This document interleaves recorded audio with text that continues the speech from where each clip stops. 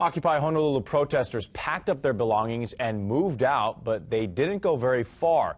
Now the city is looking into ways to move the protesters yet again.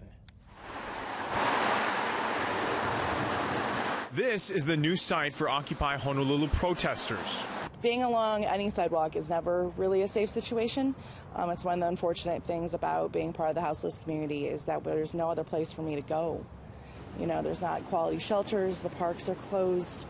I'm literally forced out onto the sidewalk. Less room to maneuver.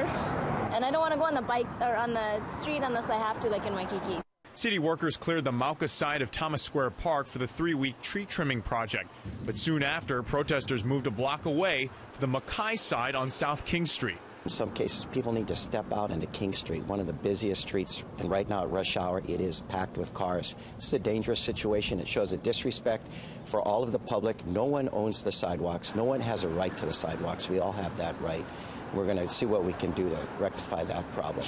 It doesn't bother me during my run, and I know that the people who put it up are attempting to make a point. I'm actually just not quite sure what it is at this point. Mayor KIRK Caldwell and city lawyers are already planning their next step. One strategy being discussed is to enforce the Americans with Disabilities Act, which in part requires public spaces to be accessible to people in wheelchairs. To make sure we are compliant with wheelchairs and other with people who have disabilities, we support that law. If it's being violated, we're going to make sure that it's not violated. We haven't had any bikers complain. We haven't had anybody in wheelchairs complain. If there's someone who is on a wheelchair and says, you know what, it's a little bit inconvenient for me, what do you say to that person? Sorry for the inconvenience. We're trying to change the world, and how can I help make that better?